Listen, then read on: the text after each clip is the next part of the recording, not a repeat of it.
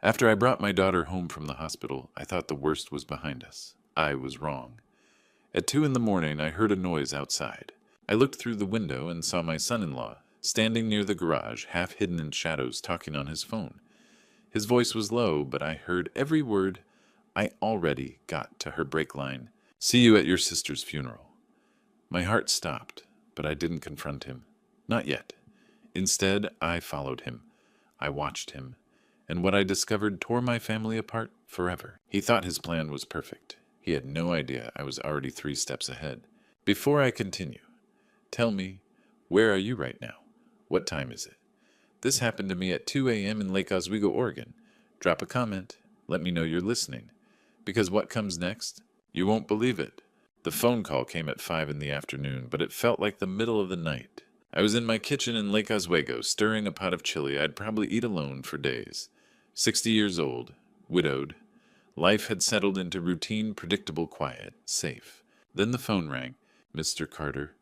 Riley Chambers, my daughter Audrey's best friend. She never called me. Her voice shook. It's Audrey. She collapsed at work. They're taking her to OHSU. You need to come now. The spoon clattered into the sink. I grabbed my keys. What happened? I don't know. She just went down. The ambulance is here. Please hurry. I don't remember the drive. 15 minutes from Lake Oswego to downtown Portland, and it vanished in panic. My thoughts kept circling Virginia, my wife. 3 years ago, she'd been fine at breakfast. By noon, she was gone. An aneurysm, no warning. Now Audrey. I'd seen her last Sunday. She'd looked tired, dark circles under her eyes. I asked if she was okay. She smiled and said, work was busy. Maxwell, her husband, nodded along. I should have pushed harder. The OHSU parking garage was chaos. I abandoned my car and ran. Inside the emergency department, fluorescent lights buzzed over antiseptic air in controlled panic. Riley stood near intake mascara smudged. She grabbed my arm. They took her straight to surgery. Internal bleeding. The words didn't make sense. But she's healthy. What could? I don't know. She just collapsed. I rode with her. A gurney rushed past. Blonde hair, pale face, IV line. Audrey, I lunged forward. A nurse stopped me. Sir, please. The double doors closed. Gone. Just like Virginia. Riley touched my shoulder. Maybe we should... That's when I saw him. Maxwell. Standing by the vending machine, phone to his ear. Smiling. Not a tight smile. Not forced. A real one. Relaxed shoulders. A quiet laugh. His wife was in surgery, and he was smiling. I froze. He hadn't seen us yet. Half turned away, absorbed in the call. Something cold settled in my chest. Riley whispered, is that Maxwell? He heard his name and turned. The smile vanished, instantly replaced by concern so perfectly arranged it was almost impressive. He ended the call and hurried over. Jacob. He gripped my shoulder. Riley texted me. What happened? Is Audrey okay? Wide eyes, tight voice, the perfect worried husband. But I'd seen him 30 seconds earlier. They took her to surgery, I said. Internal bleeding. Oh my God. He ran a hand through his hair. I was in a meeting downtown, got here as fast as I could. Perfect suit, perfect timing, perfect concern. I nodded, said nothing, watched him. I have 2 daughters. Audrey, 32, my oldest. A financial analyst at Morrison Financial. Hard-working. Kind. Married Maxwell 2 years ago. We talk every week. Sunday dinners. She's the one who still calls just to check in. Then there's Autumn. 28. Marketing manager. Distant. After her mother died, something in her hardened. She pulled away. Blamed me, I think, for not saving Virginia. But standing in that hospital corridor, staring at Maxwell's carefully rehearsed face, I wasn't thinking about Autumn. I was thinking about that smile. The wrong smile. The kind you don't forget.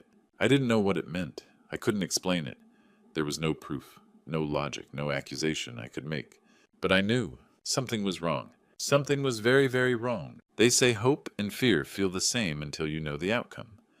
I was about to learn the difference. The wait outside the operating room felt endless. 2 hours of fluorescent lights and distant alarms. Maxwell sat across from us, phone in his hands. He'd typed glance at the surgical doors, then back to the screen. When Riley had explained what happened, he'd nodded but never looked at me. His eyes kept sliding away. Riley shifted her chair, angling away from him. She'd noticed, too. At 7 o'clock, the surgical doors opened. Dr. Samuel Turner stepped out, pulling off his cap. The surgery was successful. She's stable. We stopped the internal bleeding. Relief nearly knocked me down. Thank God, Riley breathed. Maxwell stood. Can we see her? Dr. Turner held up a hand. There's something else. He turned to me. Mr. Carter, your daughter was pregnant. About 5 to 6 weeks. Unfortunately, she lost the baby. I'm very sorry. The words hung there. Pregnant. She didn't tell me. It was very early. She may not have known yet. Maxwell's face went white. She never said anything. For the first time, his reaction looked real. Dr. Turner led us to recovery. Audrey looked small in the hospital bed, fragile. Her eyes opened when she heard us. Saw me. Started crying. I took her hand. I'm here, sweetheart. Dad. Barely a whisper. The baby. I was going to surprise Maxwell next week, and now you're alive. That's what matters. Maxwell moved closer. Why didn't you tell me? I wanted it to be special. She looked at me, eyes suddenly sharp. Dad? Something happened before I collapsed. I need to tell you. Audrey, don't strain yourself. Maxwell cut in. You need rest. She looked at him, then back at me. Fear, clear as day in her eyes. What is it, honey? She shook her head slightly. Nothing, just tired. But her eyes darted to Maxwell, then back, pleading. Whatever she wanted to tell me, she couldn't. Not with him there. Maxwell stayed close hand on the bed rail, possessive, or controlling. We should let her rest, he said to me. She's been through enough. I wanted to argue. But she was exhausted machines beeping steadily. I'll be back tomorrow, I told her, squeezing her hand. She squeezed back, once, twice, 3 times, our old signal. I love you. I squeezed 4 times, I love you more. Riley touched my arm. Mr. Carter, maybe we should step out. Let them have a moment. I didn't want to leave, but medication was already pulling Audrey under. In the hallway, Riley spoke quietly. Mr. Carter, before Audrey collapsed, something happened at work. She glanced back. Maybe we should talk somewhere private. My phone buzzed. Text from Maxwell. Taking Audrey home when discharged. She needs her husband. I stared at the message. The smile yesterday, the phone checking, the fear in Audrey's eyes. Now he wanted to take her home, away from me. I looked back at the recovery room door. Whatever Audrey had tried to tell me, whatever had made her collapse, whatever put that fear in her eyes, Maxwell was at the center of it. I didn't know how yet, didn't know why. But standing in that hospital hallway, reading that text, I knew one thing for certain. I wasn't letting him take my daughter anywhere, not until I knew the truth. Some secrets reveal themselves slowly. Others hit you like a freight train. 2 days passed in a blur of hospital routines and hollow reassurances. I barely left Audrey's side, going home only to shower. She was stable, but weak. Maxwell was always there, always watching. Too calm, too present. Wednesday afternoon, he finally left. Business to handle, he said. The moment he was gone, Riley appeared with a large tote bag and a look that told me everything was about to change. Is Maxwell gone? She asked, glancing around. Yes. What's wrong? She closed the door. Mr. Carter. Monday morning, before Audrey collapsed, a courier delivered an envelope. I saw her open it. Her face went white. Then she dropped. What was in it? I grabbed it before the paramedics arrived. I've been keeping it safe. Her hand shook as she pulled out a manila envelope. Inside were photographs, 8 or 9, and a letter. The first photo showed Autumn, my younger daughter, sitting with a man at an upscale restaurant. They leaned close, intimate. Next, outside a hotel, kissing. Another inside a car, hands intertwined. The man's face was obscured in most shots, deliberate angles, but details stood out. A tailored suit, dark hair, and in one photo, his hand resting on the table. A watch, expensive, distinctive. I set the photos down and unfolded the letter. Typed. No signature. Your perfect life isn't so perfect. Your sister and someone very close to you have been enjoying themselves. Quit your job at Morrison Financial within 4 days, or these photos go public. There's more, Riley said quietly. Yesterday, Autumn was appointed to Audrey's position. They replaced her while she's here. Audrey stirred. Her eyes were open. I already quit, Dad, she whispered. Tuesday morning. I couldn't risk everyone seeing those photos. Who would do this, I asked. Who took them? Someone who wanted Audrey out, Riley said, and knew exactly how to force it. I studied the photos again. The restaurant, the hotel, the man's hand. The watch. Omega Seamaster. Steel and gold. Blue face. I'd seen it before. Christmas dinner. Last year. Maxwell rolling up his sleeve. Early bonus. Raymond. 20 grand. $20,000. Steel and gold. Blue face. I looked at Riley, then at Audrey. I know that watch, I said slowly. I've seen it dozens of times. Audrey's eyes widened. Dad, no. It wasn't just Autumn in those photos, I said. It was Autumn and Maxwell. Riley covered her mouth. Audrey stared at the pictures, tears spilling. My husband and my sister.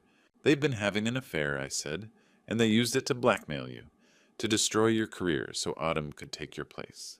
Why, Audrey's voice broke. Why would they do this? I didn't know yet, but looking at the photos at Maxwell's watch, at Autumn's careful smile, I knew this wasn't impulsive.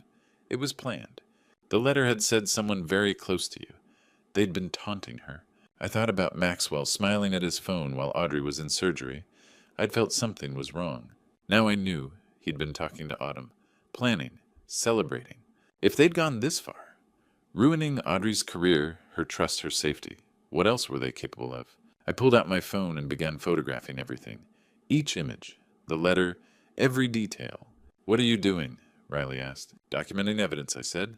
If they want to play games, so can I. Audrey watched me. The fear was still there, but something else had appeared. Anger. Dad, she said softly, what are we going to do? I looked at her, my strong, brilliant daughter, betrayed by the two people who should have protected her. We're going to find out exactly what they're planning, I said, and then we're going to stop them. I didn't know how yet, but I would, whatever it took. When you suspect betrayal, every gesture becomes evidence, every word a potential lie. From that moment, I couldn't unsee it. Every interaction with Maxwell became a study in deception. I stayed at the hospital that night and the next, watching, waiting. Wednesday night, I told Audrey I'd stay over. Dad, you should go home. I'm not leaving you. Around 10, Maxwell returned. Said he'd grabbed dinner. I pretended to doze, watching through half-closed eyes. He sat beside Audrey, held her hand, looked concerned, but his phone was in his other hand. Message, smile, type, another message, another smile. When Audrey fell asleep, he stepped into the hallway. I followed. Near the elevators, phone to ear. I couldn't hear words, but his tone relaxed. Happy. He saw me. Smile vanished. Can't sleep. Just work. Pocketed phone. You should go home, Jacob. I'm good. Jaw tightened. Thursday morning, he left early. Meetings. Thursday evening, I returned from cafeteria. Maxwell was there, Audrey asleep, him on phone. I stayed in doorway. His voice low. Everything's going according to plan. Few more days. She won't be a problem much longer. She won't be a problem. He turned, saw me, went pale. Didn't hear you. Getting coffee? I held up cup. Everything okay. Worked a difficult client. At 7. Corporate world never sleeps. I nodded. Silence stretched. He looked away first. That night I decided. Couldn't keep Audrey here with Maxwell circling. Maxwell Audrey should stay with me when discharged. She needs quiet to recover. Cold flicker across his face. I am her family. Lake Oswego is peaceful. You're busy with work. Silence. Calculating. Fine, if that's what she wants. Too easy. You're okay with that? Whatever's best.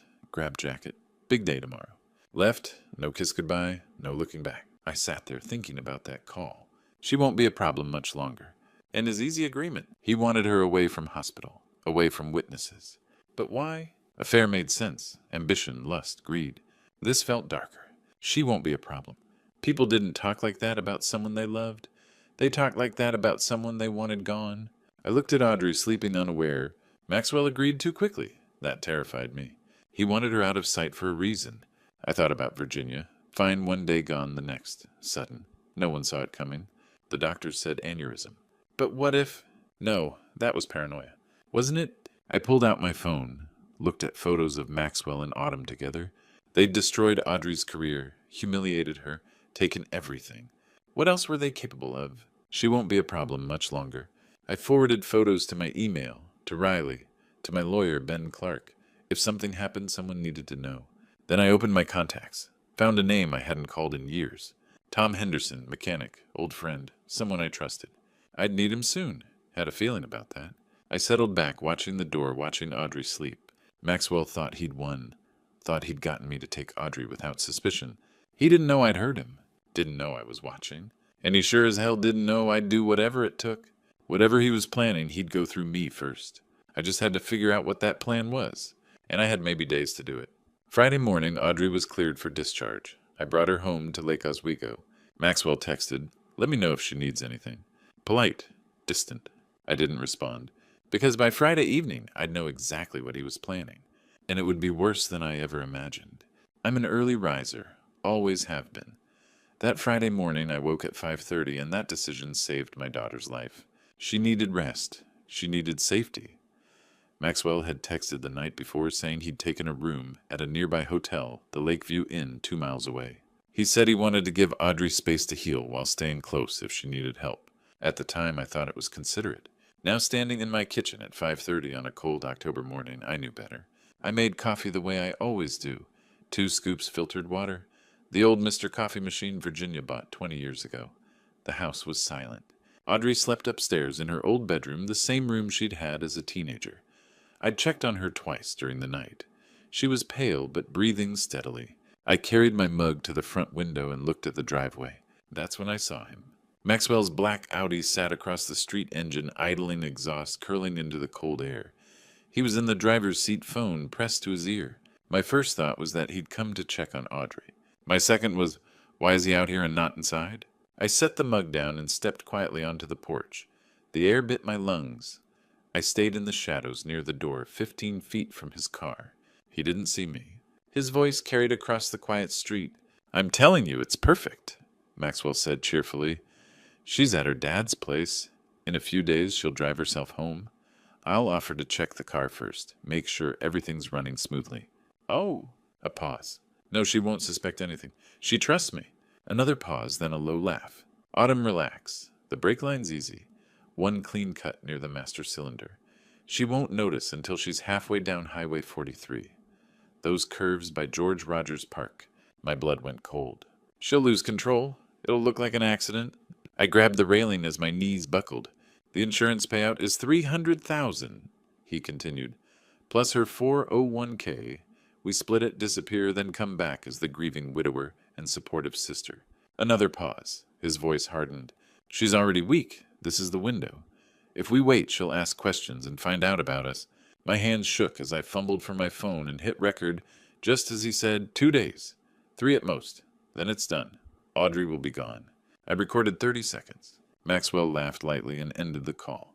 The Audi pulled away toward the inn. I stood there, phone recording, silence, breath jagged. Upstairs, Audrey slept. In the garage, her silver Honda Civic waited a trap he planned to arm within 48 hours. I went inside, sat at the kitchen table, and replayed the recording twice. Then I texted Attorney Benjamin Clark urgent. Evidence of attempted murder. Maxwell made one fatal mistake. He underestimated the man who always wakes up early. I sat there listening to the hum of the refrigerator, knowing the day ahead would change everything, but also knowing one simple habit, rising early, had turned fear into proof and given my daughter a chance to live. That was something no amount of money could ever buy. Fear can paralyze you, or it can sharpen your mind. I chose the latter. The moment Maxwell's car disappeared around the corner, I moved. I had maybe 6 hours before he returned. 6 hours to save my daughter's life. At 6:20, I called Attorney Benjamin Clark. My hands shook as I dialed.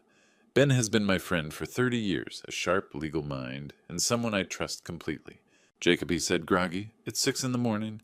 Ben, I need you. Life or death. It's Audrey. He was awake instantly. I'm listening. I played the recording, Maxwell's calm voice describing how he would cut the brake line and kill my daughter on Highway 43.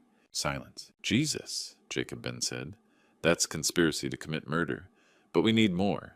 A defense attorney could argue it was just talk. We need witnesses. We need to catch him. What do I do? First, fix the brakes. Eliminate any risk. Second, call Detective Christopher Kane at Portland PD. I know him. Third, set a trap. At 6:35, I called Tom Henderson.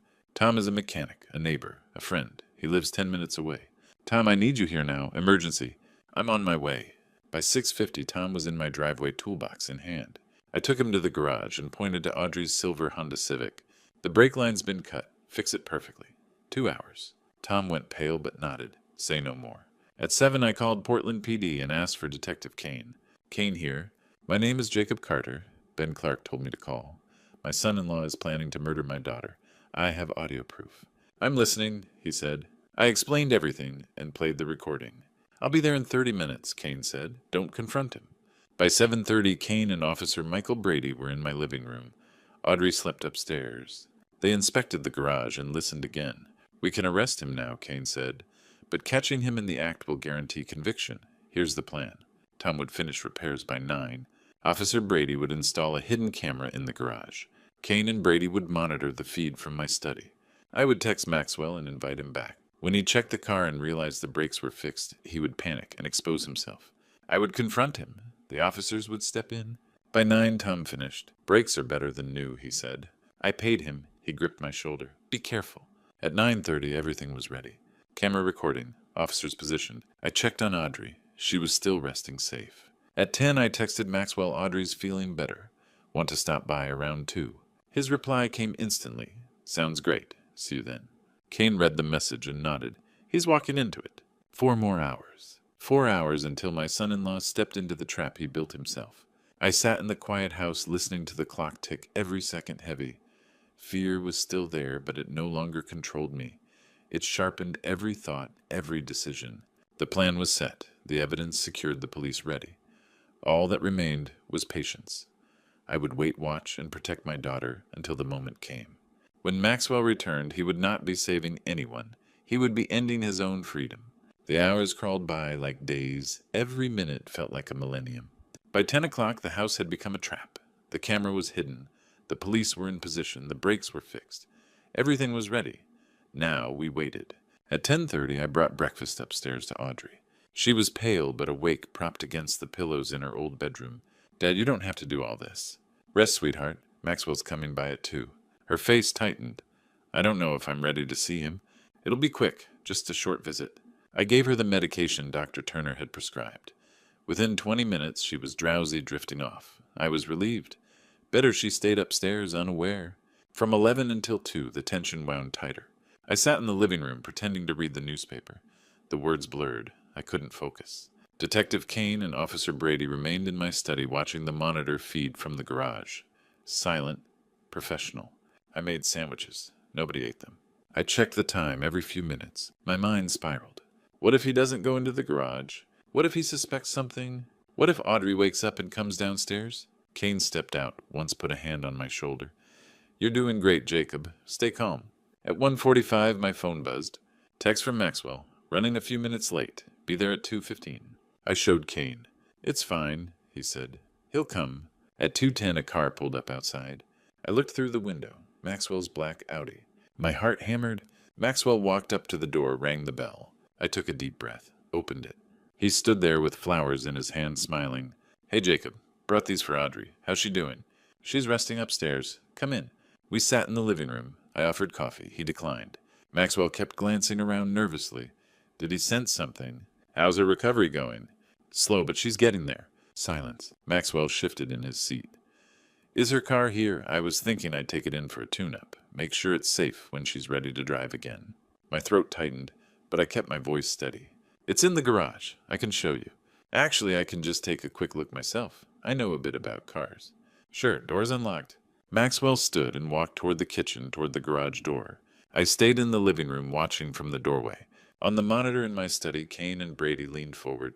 The camera captured everything. Maxwell entering the garage, glancing around nervously. Approaching Audrey's silver Honda Civic, kneeling down, lying on his back, sliding under the front end. His hand reaching toward the brake assembly, then freezing. He crawled out, fast stood up, face drained of color. Kane's voice came through the doorway, barely a whisper. He knows. The brakes are fixed. On the monitor, I watched Maxwell's expression shift from pale shock to confusion to panic. He looked around the garage like a trapped animal. I took a deep breath. Detective Kane nodded from the study doorway. I took a deep breath and walked toward the garage, toward my son-in-law, toward the truth. Behind me, I heard the soft click of Detective Kane's hand resting on his holster. We were ready. There are conversations that change everything. This was one of them. I walked down the 3 steps into the garage. My footsteps echoed against the concrete. Maxwell turned, his hands dirty from being under the car. Our eyes locked. Looking for something, Maxwell. He flinched, then wiped his hands on his pants. Oh, Jacob. I was just checking the brakes. Audrey mentioned they felt a little soft last week. I stepped closer, never breaking eye contact. That's interesting, because the brakes are in perfect condition. He forced a laugh. Well, that's good then. Maybe she imagined. Or maybe someone cut the brake line, I said calmly, and then someone else fixed it. The color drained from his face. What? I don't know what you're talking about. I pulled out my phone, unlocked it, and held it up. I'm talking about this. I pressed play. Maxwell's recorded voice filled the garage, calm and chilling. The brake line's easy. One clean cut near the master cylinder. Those curves by George Rogers Park. She'll lose control. It'll look like an accident. The recording ended. Maxwell's face cycled through shock, fear, and then rage. You recorded me? He shouted. You were spying on me? I was protecting my daughter, I said. Something you never did. He stepped forward aggressively. You set me up. That's entrapment. This won't hold up. It's not entrapment when the brake line was actually cut, I replied. The mechanic found it. Clean. Exactly where you said. He stopped arguing and recalculated. It wasn't my idea, he said quickly. Autumn manipulated me. She promised we'd have everything. I was weak, but I would never actually go through with it. You cut the brake line at 2 a.m, I said. You checked it again today. You described exactly how my daughter would die. That's commitment. Something dark settled into his eyes. You should have stayed out of this, he said quietly. You should have minded your own business. She is my business, I said. She's my daughter. He stepped closer, invading my space. She was your daughter. Now you're just another problem. He raised his hand. Is that a threat, I asked. Not a threat, he snapped. A promise. You ruined everything. He shoved me hard. I stumbled backward toward the steps and grabbed the handrail just in time. Maxwell, stop. He shoved again, wild-eyed. The plan was perfect. And you, your early mornings and detective nonsense? He raised both hands, ready to shove me down the stairs. Then, freeze police hands where I can see them. The side door burst open. Detective Christopher Kane and Officer Michael Brady rushed in, weapons drawn. Step away from him, Brady shouted. Maxwell froze. Kane advanced steadily. Maxwell Reed Kane said you're under arrest for conspiracy to commit murder, attempted murder, and assault. You have the right to remain silent. Brady grabbed Maxwell's arms and spun him around. The metallic click of handcuffs echoed through the garage. Maxwell struggled weakly. Wait, this is a misunderstanding. Kane read him his rights as Maxwell's legs buckled. He started crying. It was Autumn. She planned it. She seduced me. I'm a victim, too. I stood there, rubbing my chest, breathing hard but upright. Save it for the judge, I said.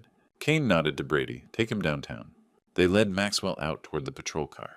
He looked back at me one last time. I loved her. I loved Audrey. I met his gaze cold and final. If that's love, I'm glad she escaped you. The garage went quiet. I leaned against the workbench as the adrenaline drained away. Kane returned and put a hand on my shoulder. You did great, Jacob. The recording your testimony and what we saw, he's going away. What about Autumn, I asked. Already in motion, Kane said. She'll be in custody tonight. I looked up toward the ceiling where Audrey slept safely above us. One down, one to go. My daughter was safe. That was enough. They say justice is blind, but sometimes it sees everything. By nightfall, Autumn was in custody. 6 weeks later, she and Maxwell stood before the court. But the road there was long and painful. Detective Kane's team found Autumn in her Pearl District apartment that Friday evening just after 6. She was packing suitcase open clothes scattered. When she heard the knock, she grabbed her phone and started deleting messages. Too late. Police recovered everything, months of texts. Plans, insurance discussions, and blackmail schemes. Messages like, when she's gone, we split everything and make it look natural. Autumn didn't resist arrest. She didn't cry, she just stared at the wall. Over the next 6 weeks, the case solidified. My recording became the cornerstone Maxwell's own voice, calmly planning Audrey's death on Highway 43. Forensics confirmed the brake line had been cut professionally, exactly as described. Metadata, from messages and photos, proved Autumn orchestrated the blackmail that forced Audrey out of her job. The motive was clear. Audrey's life insurance, $500,000. Her savings, $45,000 more. The trial began on a gray Monday in early November at Multnomah County Courthouse. Audrey and I sat in the front row every day. She was stronger now, healed physically, but the betrayal weighed on her. When the recording played in court, the room fell silent. Maxwell's voice echoed detached, calculating. Autumn stared ahead expressionless, no remorse. Maxwell tried to appear sorry, dabbing his eyes. It rang hollow. On the stand, he blamed Autumn. The prosecutor dismantled it quickly.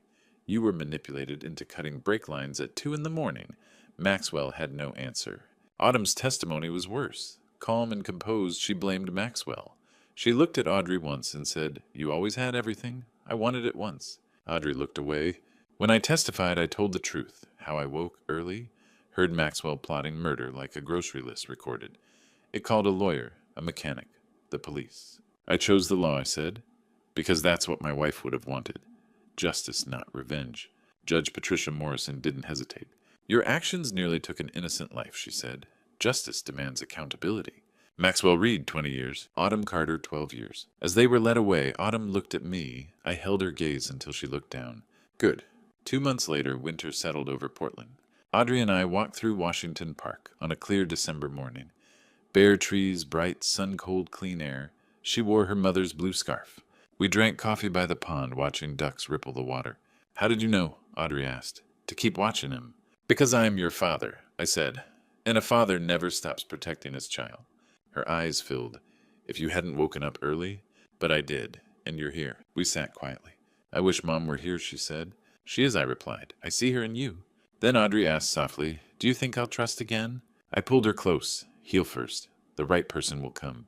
As we walked back, she hugged me tight. Thank you for saving me.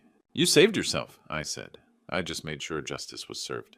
Autumn and Maxwell were gone, now paying for their crimes. But we were still here, still standing, still moving forward, and that was enough. Looking back on everything that happened, I see now how close I came to losing her.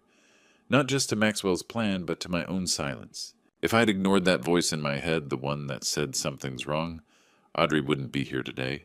Don't be like me. Don't wait until it's almost too late. If you see something wrong, speak up. If someone you love is in danger, act. God gave us instincts for a reason. He put me in that kitchen at 5:30 in the morning. He made sure I heard that phone call, and he gave me the courage to choose justice over revenge. The lesson I learned: trust God's timing, but don't ignore his warnings. When my wife Virginia was still alive, she used to say, God doesn't always stop the storm, but he'll walk you through it. She was right. He didn't stop Maxwell and Autumn, but he gave me the tools to save my daughter. This is my story, a true story. One of those grandpa stories you might not believe if you heard it secondhand, but every word is real. And if sharing this true story helps even one person recognize the dangers someone they love is in, then it was worth telling. I've heard a lot of grandpa stories over the years, some funny, some sad, but this one taught me that grandpa stories aren't just tales from the past. They're warnings, lessons, true story moments that can save lives if we pay attention. So here's my question for you. Have you ever had that gut feeling that something was wrong? Did you act on it? Share your true story in the comments below. And if this moved, you please subscribe to the channel and share it with someone who needs to hear it. You never know whose life you might save. God bless you all. Jacob Carter.